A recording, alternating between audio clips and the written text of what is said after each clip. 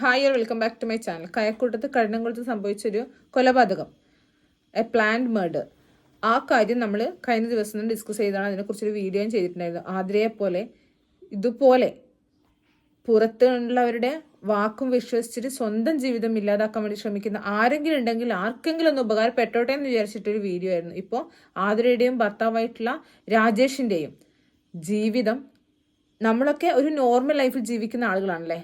അപ്പം ഈ ഒരു ജീവിതം കേൾക്കുമ്പോൾ തന്നെ ഭാര്യ ഭർത്തൃ ബന്ധം അത്രയധികം നല്ല സ്നേഹത്തോടും ഐക്യത്തോടും കഴിയുന്ന ആളുകളാണ്. എന്തിനും പ്രൊട്ടക്റ്റീവായിട്ട് നല്ല കെയർ ആയിട്ട് കൊടുക്കുന്ന ഭർത്താവാണ്. അങ്ങനെ ഒരു ഭർത്താവിനെ വിട്ടിട്ട് ഈ ഒരു സ്ത്രീ അങ്ങനെ പോകണമെന്നുണ്ടെങ്കിൽ ആ ഒരു പൈശാചികത സ്ത്രീകളുടെ മനസ്സിൽ വന്ന ആ ഒരു നേരത്തെ ഒരു ദുശ്ചിന്ത കാരണം ആ ഒരു ജീവിതം ഇല്ലാതായി.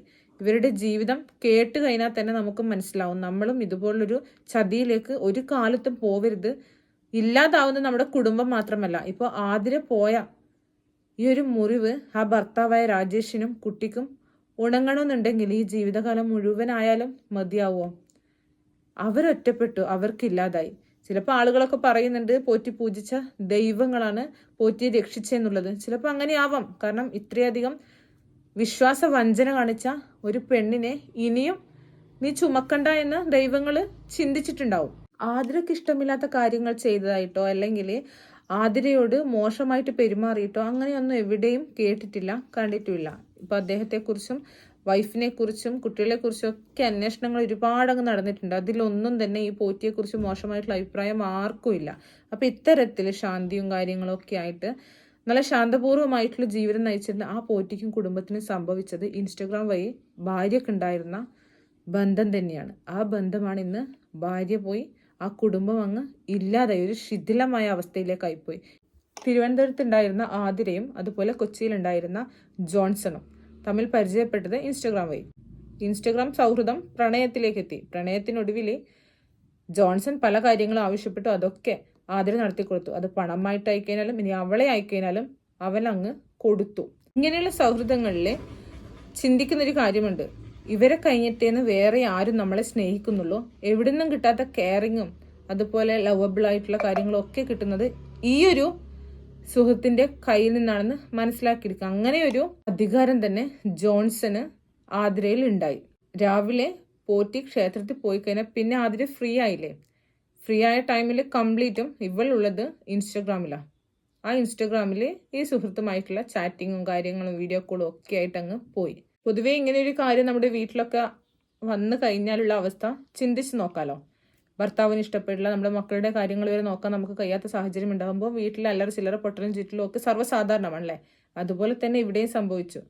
പോറ്റി നന്നായിട്ട് തന്നെ ആതിരയോട് പറഞ്ഞു, ഇത് ശരിയാവില്ല, ഇങ്ങനെ നീ ഓവറായിട്ട് സോഷ്യൽ മീഡിയ ഉപയോഗിക്കില്ല, FB ഇങ്ങനെ ഉപയോഗിക്കില്ല, ഇൻസ്റ്റ ഇങ്ങനെ ഉപയോഗിക്കില്ല എന്ന് പറഞ്ഞു കൊടുത്തു. ഭാര്യയോട് അതിന്റെ ദൂഷ്യവശങ്ങളൊക്കെ പറഞ്ഞു മനസ്സിലാക്കാൻ വേണ്ടി ശ്രമിച്ചു. സോഷ്യൽ മീഡിയയെ കുറിച്ചുള്ള ധാരണയൊക്കെ, സോഷ്യൽ മീഡിയ എന്താണ് എങ്ങനെയാണെന്നുള്ള എല്ലാ ധാരണയും ഈ ഭർത്താവായിട്ടുള്ള പോറ്റിക്ക് ഉണ്ടായിരുന്നു.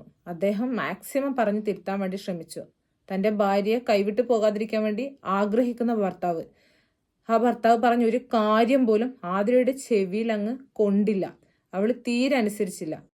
ആതിരയുടെ ഈ ചെയ്തികൾ കണ്ടിട്ടായി കഴിഞ്ഞാലും ഭർത്താവായിട്ടുള്ള പോറ്റി ഒരിക്കലും അവളെ വിമർശിക്കാൻ വേണ്ടി വലിയ തോതിൽ റൂഡായിട്ട് സംസാരിക്കുക അങ്ങനെ ഒന്നും ശ്രമിച്ചിട്ടില്ല. കാരണം അവരുടെ ഒരു മുഖമൊന്ന് വാടിക്കഴിഞ്ഞാൽ, കണ്ണീര് വന്നു കഴിഞ്ഞാൽ അത് അദ്ദേഹത്തിന് സഹിക്കാവുന്നതിന് അപ്പുറം തന്നെയാണ്. അതുകൊണ്ട് തന്നെ ഭാര്യയോട് അങ്ങനെ മോശമായിട്ട് അദ്ദേഹം ഒന്നും പെരുമാറിയില്ല. പക്ഷെ ഈ കാര്യങ്ങളൊക്കെ ആതിര മുതലെടുക്കുക തന്നെയായിരുന്നു ചെയ്തത്. അദ്ദേഹം വിശന്ന് വലഞ്ഞിട്ട് വീട്ടിൽ വരുന്ന ടൈം ആയി കഴിഞ്ഞാൽ ഭക്ഷണം പോലും എടുത്തു കൊടുക്കാൻ വേണ്ടി അവർക്ക് ടൈം കിട്ടുന്നില്ല. ഏത് സമയത്തും ഈ മൊബൈലും കുത്തി അങ്ങ് ഇരിക്കൽ തന്നെയായിരുന്നു പതിവ്. ഒടുവില് ഒരു ദിവസം അദ്ദേഹത്തിന് ക്ഷമ നശിച്ചു. ആ ടൈമിൽ അദ്ദേഹം അങ്ങ് പൊട്ടിത്തെറിച്ചു. കുറെ ക്ഷമിച്ചതിന് ശേഷമുള്ളൊരു പൊട്ടിത്തെറി ഉണ്ടല്ലോ.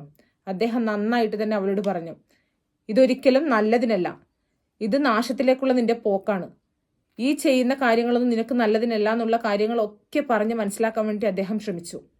മാത്രമല്ല ആ ഫോണും അങ്ങ് വാങ്ങിച്ചു വെച്ചു. കുറച്ച് മണിക്കൂർ കഴിഞ്ഞപ്പോഴേക്കും ആതിരയുടെ കണ്ണ് കലങ്ങി കണ്ണുനീര് വന്ന് അവൾക്ക് സങ്കടം കൊണ്ട് അവൾ പൊട്ടിക്കരഞ്ഞു. അത് കണ്ടപ്പോഴേക്കും പിന്നെ പോറ്റിക്കും സഹിക്കാൻ വേണ്ടി ആവില്ല. അദ്ദേഹം പോയിട്ട് അവൾക്ക് ഫോൺ തിരിച്ചു കൊടുത്തിട്ട് പറഞ്ഞു, നിന്റെ കണ്ണുനീര് എനിക്ക് കണ്ടു നിൽക്കാൻ വേണ്ടി കഴിയില്ല, അതുകൊണ്ട് തന്നെ ഈ ഫോൺ നീ എടുത്തോ, പക്ഷെ ഈ ഒരു ഫോൺ കൊണ്ട് ദുരന്തം ഉണ്ടാവാൻ ഇടയാകരുത്. പല ആളുകളുടെ ജീവിതം നശിച്ചത്, പല ആളുകൾക്കും ബുദ്ധിമുട്ടുണ്ടാക്കിയിട്ടുള്ളത് ഈ ഒരു ഫോണാണ്.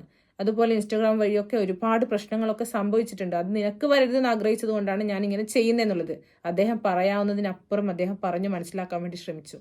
പക്ഷെ ചെവി കൊള്ളേണ്ടയാൾ ചെവി കൊണ്ടില്ല. ഇതൊക്കെ കഴിഞ്ഞ് ഒരു ദിവസം പോറ്റി ജോലി കഴിഞ്ഞ് ക്ഷേത്രത്തിൽ നിന്ന് തിരിച്ചു വരുന്ന ടൈമിൽ കലങ്ങിയ കണ്ണുമായിട്ട് ഇരിക്കുന്ന ഭാര്യയെ കാണുന്നത്. പോറ്റി അപ്പൊ തന്നെ ചോദിച്ചു, എന്താ നിനക്ക് പറ്റിയത്, എന്താ മുഖം വല്ലാതിരിക്കുന്നതെന്നുള്ളത്.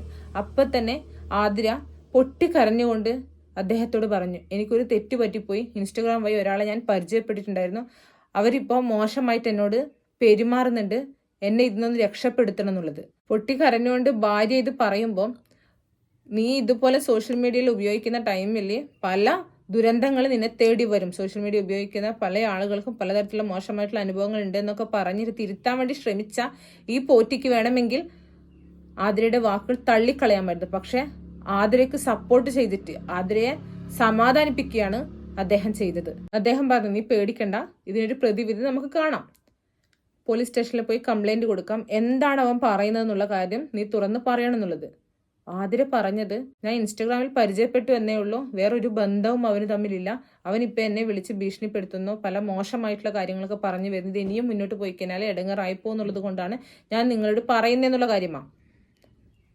പക്ഷേ പോലീസ് സ്റ്റേഷനിലേക്ക് പോകാൻ വേണ്ടിയിട്ടോ കേസ് കൊടുക്കാൻ വേണ്ടിയിട്ടോ ആതിര തയ്യാറുമല്ല. അങ്ങനെ കൊടുത്തിട്ടുണ്ടെങ്കിൽ ഞാൻ എന്തെങ്കിലും കടുങ്കൈ ചെയ്യുമെന്നുള്ള കാര്യവും പറഞ്ഞിട്ട് പോറ്റിയെ ഭീഷണിപ്പെടുത്തുകയും ചെയ്തു.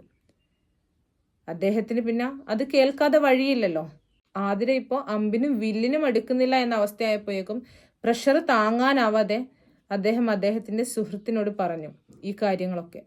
ആ സുഹൃത്ത് പറഞ്ഞു, ഇതിൽ എന്തോ ഒരു സ്പെല്ലിംഗ് മിസ്റ്റേക്ക് ഉണ്ട്, നീ ഒരു കാര്യം ചെയ്യ്, വീട്ടിലൊരു CCTV ക്യാമറ ഫിറ്റ് ചെയ്യുന്നുള്ളത്, എന്തെങ്കിലും ഒരു കാര്യം ഉണ്ടെങ്കിൽ നമുക്കത് പിടിക്കാമെന്നുള്ളത്. പക്ഷെ അദ്ദേഹത്തിന് ഒരിക്കലും ആതിരയെ സംശയിക്കാനാവില്ല.